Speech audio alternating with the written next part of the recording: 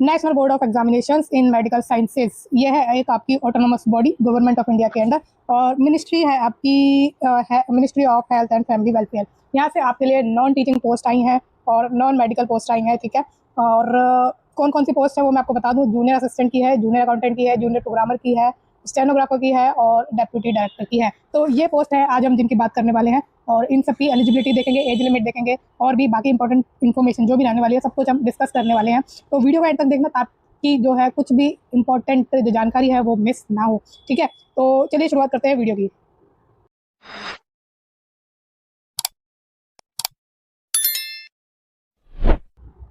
तो चलिए important date के साथ आगे बढ़ते हैं। अब जो आपका ऑनलाइन सबमिशन है किसका, एप्लीकेशन फॉर्म्स का, वो है 29 जून 2026, ठीक है। लास्ट डेट की बात करें तो 20 जुलाई इसकी लास्ट डेट है। और डिटरमाइनिंग एलिजिबिलिटी वगैरह उसकी भी जो डेट है 20 जुलाई है। आगे बात करें कि रिटन टेस्ट आपका कब तक हो सकता है, टेंटेटिव है ये, मतलब चेंज भी हो सकता है, बट बहुत कम चांसेस होते हैं कि चेंज हो।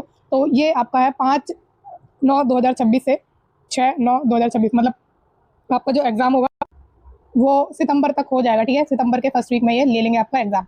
अब आगे बढ़ते हैं, डिटेल देखते हैं वैकेंसीज की। तो डेप्यूटी डायरेक्टर मेडिकल के अंडर ये पोजीशन है आपकी, है ना। तो इसमें जो आपकी पोजीशन आई है वो 2 आई हैं। इसमें आपसे क्या मांगा है, a recognised post graduate medical qualification जो कि अप्रूव्ड होनी चाहिए under the medical council act 1956।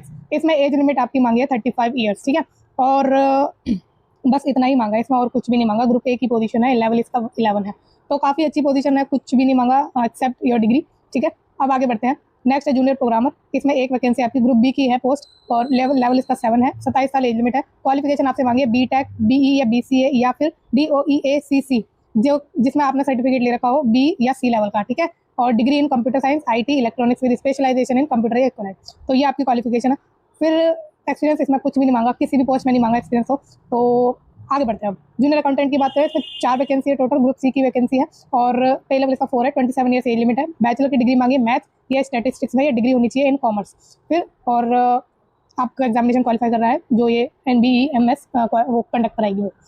Next आता है स्टेनोग्राफर की, 7 वैकेंसी है इसमें, सी इसका क्या है ग्रुप है, और पे लेवल इसका 4 है। 18 से 27 साल की एज लिमिट है, 12th आपसे मांगी है बस। और आपकी स्किल्स होनी चाहिए स्टेनोग्राफर की, और उसमें जो स्पीड है 80 मांगी है स्टेनोग्राफी की स्पीड, और जो टाइपिंग की स्पीड है वो 30 वर्ड पर मिनट की मांगी है, ठीक है। और क्या है, candidate will be required to appear and qualify the test, तो ये तो जनरल चीज़ है कि टेस्ट तो ऑब्वियसली आपको क्वालिफाई कर रहा है। जूनियर असिस्टेंट पर आए तो पे लेवल इसका 2 है, सी ग्रुप की है, 39 वैकेंसी है, 27 ईयर्स एज लिमिट है। पास्ड सीनियर सेकेंडरी एग्जामिनेशन, यानी कि 12th पास मांगा है आपसे। प्रोफिशिएंसी मांगी है कंप्यूटर को यूज़ करने की, basic software packages, window, network operating system, working in LAN architecture, ठीक है, ये सब आपको आना चाहिए, बस इतना ही मांगा है और कुछ भी नहीं मांगा। आगे बढ़ते हैं अब, और क्या कह रहा है ये एडवर्टीजमेंट वो देख लेते हैं, है ना। तो ये क्या है, कैटेगरी वाइज है वैकेंसीज। तो जो आपकी डेप्यूटी डायरेक्टर की है उसमें से एक ST के लिए है, एक अनरिजर्व के लिए है। जूनियर प्रोग्रामर में जो एक वैकेंसी है वो अनरिजर्व के लिए है। जूनियर अकाउंटेंट में जो 4 वैकेंसी है, 2 उसमें अनरिजर्व के लिए है, एक OBC के लिए है, और एक EWS के लिए है।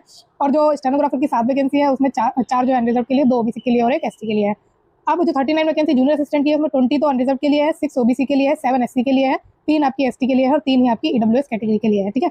अब ये जो आपका हैशटैग लगाया हुआ है उसमें ये बैकलॉग वैकेंसी की बात कर रहे हैं, मतलब ये जो आपकी 3 ST की वैकेंसी है उसमें बैकलॉग की भी शामिल है वैकेंसीज, ठीक है। आगे बढ़ते हैं। अब एसेंशियल क्वालिफिकेशन मैंने आपको बता दी है। अब कॉलम 6 वगैरह बोल रहे हैं, एज लिमिट भी मैंने आपको साथ साथ बता दी, एज रिलैक्सेशन आपको एज पर योर कैटेगरी मिल जाएगा, ठीक है। आगे बढ़ते हैं और बात कर लेते हैं सिलेक्शन प्रोसीजर की, ठीक है। Deputy director medical and junior programmer के लिए अभी ये इंटीमेट करेंगे, इन्होंने अभी कुछ ऐसा बताया नहीं है आपका वो जो सिलेक्शन प्रोसेस वगैरह है। बाकी जो दूसरी पोस्ट है junior accountant, stenographer and junior assistant की, उसका इन्होंने बता दिया है। तो इसमें स्टेज 2 होंगी, स्टेज 1 एंड स्टेज 2। स्टेज 1 की बात करें तो उसमें CBT होगा आपका, 200 क्वेश्चन होंगे, 200 मार्क्स के ऑब्जेक्टिव टाइप का पेपर होगा।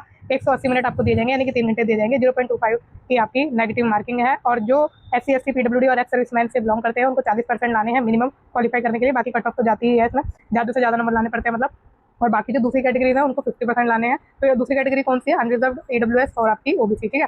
फिर स्टेज 1 में आपका लेवल क्या रहने वाला है पेपर का, जूनियर अकाउंटेंट के लिए ग्रेजुएट लेवल रहेगा, स्टेनोग्राफर और जूनियर असिस्टेंट के लिए 12th रहेगा, ठीक है। स्टेज 2 की बात करें तो कंप्यूटर नॉलेज स्किल टेस्ट आपका होगा और 100 मार्क का होगा, इसमें 75 मिनट आपको दिए जाएंगे, है ना। फिर क्या कह रही है कि 5 बच्चे बुलाए जाएंगे एक वैकेंसी के लिए, यानी 5 गुना बच्चों को ये कॉल करेंगे आपका स्टेज 1 होने के बाद, है ना। उनको स्किल टेस्ट के लिए बुलाया जाएगा। स्किल टेस्ट में आपसे क्या करवाएंगे, data entry, word processing, computer operation, stenography etcetera, ठीक है। तो ये ले सकते हैं। बाकी आगे देखें तो इसमें भी आपका 40% SC SC PWD सर्विसमैन को लाना है, अदर कैटेगरी को 50% लाना है, ठीक। फिर स्किल टेस्ट जो आपका स्टेज 2 होगा उसमें जूनियर अकाउंटेंट के लिए अप्रूव लेवल स्किल टेस्ट होगा, जो भी इन्होंने अप्रूवल किया हुआ है। स्टेनोग्राफर के लिए भी सेम है, असिस्टेंट के लिए, जूनियर असिस्टेंट के लिए भी सेम है ना। बाकी इसमें आपको कोई इंटरव्यू वगैरह नहीं होगा ग्रुप बी और सी के लिए। फिर इसमें कंपोनेंट कौन कौन से यहाँ पे जो टेस्ट होगा स्टेज 1 का, उसमें है जनरल इंटेलिजेंस एंड रीजनिंग, और इसमें आपके 50 क्वेश्चन होंगे, ठीक है। और इसमें जनरल अवेयरनेस में भी 50 है, क्वांटिटेटिव एप्टीट्यूड में भी 50 है, और इंग्लिश कॉम्प्रहेंशन में भी 50 है। तो 200 आइटम मतलब क्वेश्चन होने वाले हैं इसमें। बाकी इंग्लिश और हिंदी दोनों लैंग्वेज में आपका ये पेपर होने वाला है। और आगे चलें तो फाइनल मेरिट लिस्ट की बात कर लेते हैं। तो इसका भी अभी इंटीमेशन नहीं आया है, किसका, डेप्यूटी डायरेक्टर मेडिकल और जूनियर प्रोग्रामर की पोस्ट का। बाकी जूनियर अकाउंटेंट, स्टेनोग्राफर और जूनियर असिस्टेंट का ये जो आपका क्या होगा, फाइनल मेरिट लिस्ट जो तैयार करेंगे वो स्टेज 1 और स्टेज 2 के बेस पर करेंगे। स्टेज 1 और स्टेज 2, ठीक है। स्टेज 2 में भी आपको अच्छे खासे नंबर ही लाने हैं। I am so sorry for the background noise, ठीक है। तो क्या डिस्कस कर रहे थे हम, हाँ स्किल टेस्ट की बात कर रहे थे हम। तो स्टेज 2 में अच्छा से अच्छा इसको आपको स्कोर करना है, ये मैं सोचना है, क्वालिफाइंग इन नेचर ही है, ऐसा कुछ नहीं। आपको ज़्यादा से ज़्यादा नंबर लाना है क्योंकि आपको मेरिट में सबसे ऊपर आना है ना। फिर आगे चले तो जनरल इंस्ट्रक्शन है जो कि नॉर्मल सी दी हुई होती है ना। हमारे लिए इसमें ऐसा कुछ इंपॉर्टेंट नहीं है। बाकी एग्जामिनेशन फीस अभी हमने नहीं देखे तो वो हम देख लेते हैं, नीचे ही उन्होंने शायद दिया आगे। तो एग्जामिनेशन फीस की बात करें तो सभी पोस्ट के लिए 1500 प्लस 18% GST है, और ये फीस देनी है अनरिजर्व्ड और OBC को, ठीक है। बाकी जो SC SC PWD और वुमेन कैंडिडेट है उनको कोई भी फीस नहीं देनी है।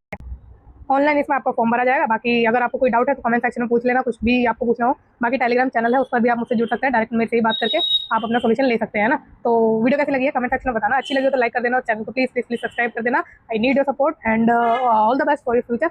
और ऐसी ऑथेंटिक और जेन्युइन आपकी जो गवर्नमेंट की एडवर्टीजमेंट है, नोटिफिकेशन है, वो इस चैनल पर आपके लिए आती रहेगी। तो hit the bell icon. Bye bye, thank you so much.